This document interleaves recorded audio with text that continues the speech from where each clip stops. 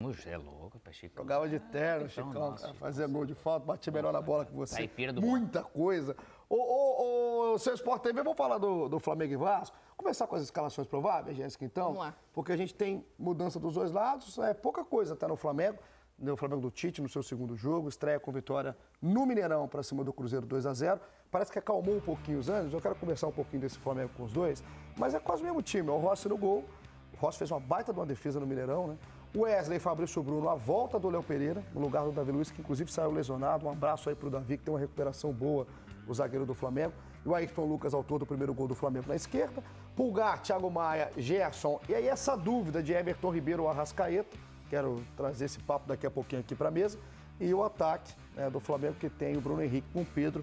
O Gabigol segue como banco aí no Tite. E o Pedro vai ganhando uma sobrevida no Flamengo, né? Depois dessa chegada do Tite aí. É gostoso sempre quando você percebe que você pelo menos está na frente ali, que você é um cara que vai normalmente começar jogando. E é uma sobrevida de ânimo, porque o Pedro é um baita do jogador, né? Não é que ele não queria ficar, que ele estava para ser, não é nada disso, é um ânimo. Porque parece que o time do Flamengo estava com a confiança e você vê a lá embaixo. diferença naturalmente do Sampaoli para o Tite. Lógico, o Tite ele vai dar, conhecendo bem, ele vai dar muito mais jogos para uma base de uma mesma equipe, trocando alguns nomes. Ali, Everton Ribeiro, Arrascaeta, por enquanto vai jogar um ou vai jogar outro. A gente fazia...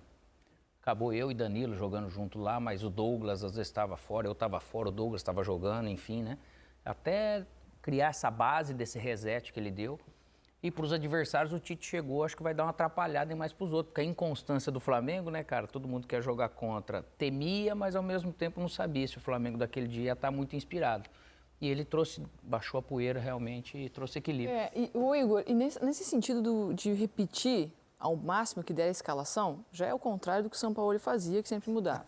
E além disso, isso passa uma tranquilidade para o jogador. Porque ele não fica pensando, se eu não jogar bem esse jogo, eu perdi meu espaço. Não, isso passa uma tranquilidade, ele tem outra oportunidade. Principalmente o Pedro, por exemplo. Calma, você vai ter uma sequência de jogos para mostrar o teu valor e eu acho que isso o Tite faz muito bem. Então, essa tranquilidade que o time está tendo em campo é um pouquinho disso também. E fora a base, Jéssica e Igor, porque assim, o cara... Hoje ele não está jogando, mas ele sabe quando ele entrar, ele vai seguir o mesmo padrão. Do tipo, eu vou entrar, vou fazer a mesma função que o Everton Ribeiro fez. O Arrascaeta vai saber, ele vai saber potencializar esses caras. Não é cada dia um formato tático também para você ter, dentro das suas características, fazer um tipo de função. Né? Então não é só você ter times diferentes em nome, mas se você tem um mesmo padrão, ele facilita. E aí um Gerson atuando mais pelo lado direito, né? Que ele vinha sendo escalado antes mais pelo lado esquerdo ou como nessa mudança com liberdade, né? E com liberdade. Você viu o Gerson até caindo até às vezes pelo lado esquerdo, mas ele solto dentro do campo. É que ele tem, queira ou não, ele tem mais saúde nesse sentido de perna do que o Everton e o Arrasca. Sem dúvida. E essa troca quando ele fez no jogo contra o Cruzeiro ajudou, porque daí a força do Gerson, aqui a saúde dele ajudou a controlar mais o lado esquerdo do Cruzeiro. E o Flamengo acabou se equilibrando e crescendo mais no jogo com o Everton por dentro. E não tem nada, né? Uma coisa que muita gente fala, e é um debate até dos torcedores do Flamengo, de outros torcedores também, vi muita gente falando em programas também, e eu discordo. É que eu não acho também que o Tite chegou, resolveu o problema. A gente tem como um todo, de cultura do futebol brasileiro, de criar o herói e criar o vilão, né? Porque a gente cria o herói muito cedo. Então, o Tite chegou, resolveu. Aí daqui a 3 rodadas o negócio não deu certo, nada dá certo. Então, assim, nem é herói, nem é vilão. Acho que o negócio estava tão ruim no Flamengo, a falta de padrão era tão clara, que chegou um treinador que pelo menos entende. Acho que o entendimento da atmosfera e do clima do Flamengo do Tite é mais importante que talvez a escalação de fato, do que ele repetir a escalação do primeiro para o segundo jogo. É só uma mudança obrigatória na saída do Davi e a volta do Léo. Então, acalmar o ânimo e retomar essa confiança é o primeiro passo do Tite, que começou bem. Mas jogador sem padrão, sem um padrão, incomoda até quando ele está jogando, porque a engrenagem não funciona. E ele não se sente confortável em campo. Solta aí o Vascão também pra gente, do Ramon Dias. Esse que vai ter mudança, né? A gente falava de data FIFA, que impactou diretamente no jogo do Vasco, porque não teve, por exemplo, o Medel, que é um jogador importantíssimo que vai voltar. Tá aí, do Léo Jardim, que vem sendo importantíssimo pro Vasco. Bem. Paulo Henrique, que fez um baita jogo contra o Fortaleza, segue na direita. E aí a volta do Medel na vaga do Maicon, ao lado do Léo e do Lucas Piton na linha de defesa. O meio-campo tem o Zé Gabriel, outro que tá jogando bem pra caramba com o Praxedes. E o Paulinho Paulo, né, que volta também, estava fora do jogo contra o Fortaleza.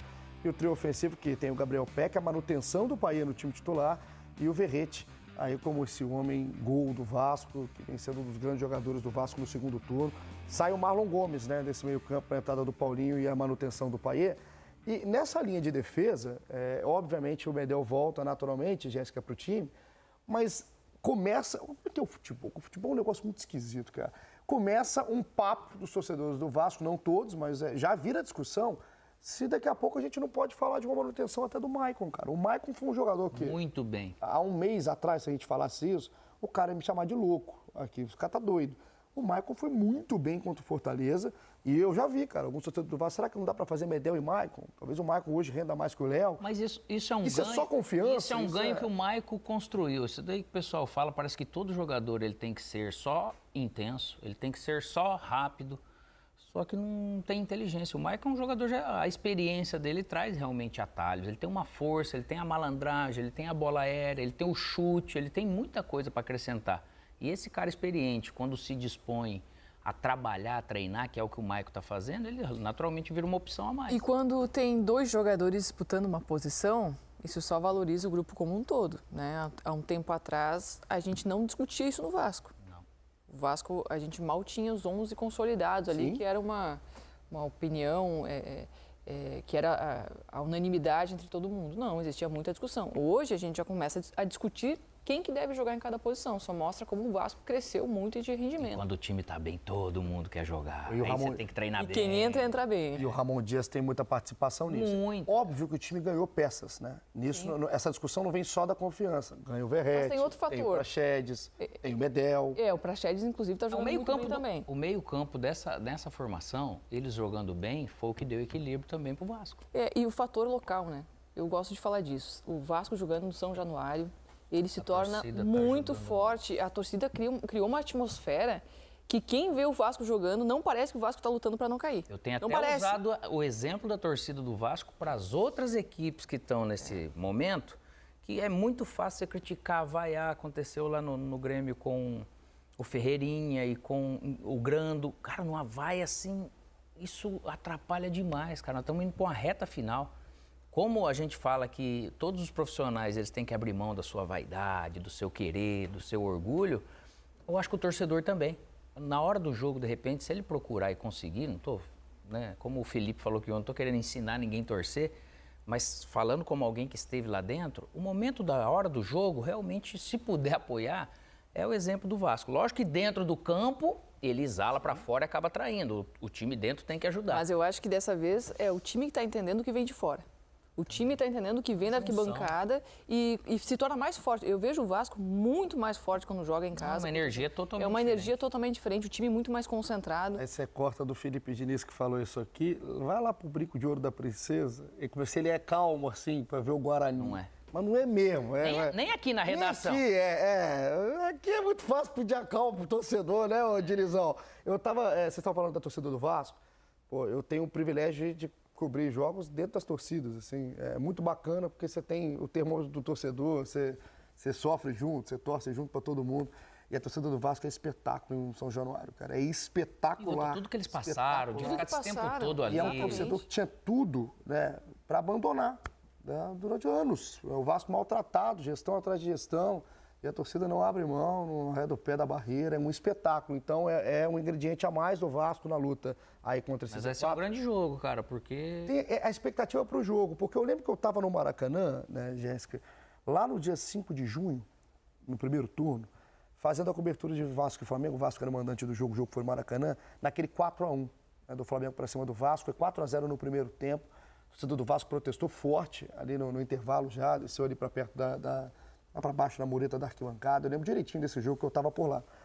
Qual que é o panorama hoje, né, desse encontro? Porque lá realmente parecia que a distância talvez não fosse para tanto. Uma pancada do jeito que foi, o Flamengo atropelou o Vasco no primeiro tempo. Essa distância ela diminuiu enquanto essa confiança que o Vasco retomou com o Ramon Dias, ela entra em uma porcentagem maior agora para esse jogo. Qual que é a leitura desse clássico? Não, a diferença diminuiu. A diferença entre os dois times ela diminuiu. Agora, o Flamengo continua sendo um time com um poder técnico bem superior ao Vasco, mas se tem um momento em que o Vasco pode equilibrar esse confronto, é na marcação. é na marcação, é nessa luta em campo, nessa força que a gente vem falando que o Vasco tem quando joga no São Januário, tem que levar para esse jogo. E é na disposição em campo, é na energia de marcação, é numa marcação encaixada, acirrada. É assim que vai conseguir conter um Flamengo que passou por uma má fase, é bem verdade, mas tem jogadores espetaculares em campo. E que vai continuar fazendo um jogo muito técnico, ainda em momento de assimilar o jogo do Tite e tudo mais, está retomando uma confiança, mas é um jogo que, se o Vasco tem uma maneira de equilibrar, para mim, é na força de marcação, é num jogo bem postado em campo, vai ser um desafio enorme. Acho que, por mais que essa disparidade entre Flamengo e Vasco tenha diminuído, vai ser difícil para o Vasco, ainda assim, equilibrar a partida, mas é totalmente possível. Eu vejo totalmente possível para a gente ter um bom clássico. Vai ter que ser realmente sobre equilíbrio, porque o time do Flamengo ou times que têm esse talento individual, que no futebol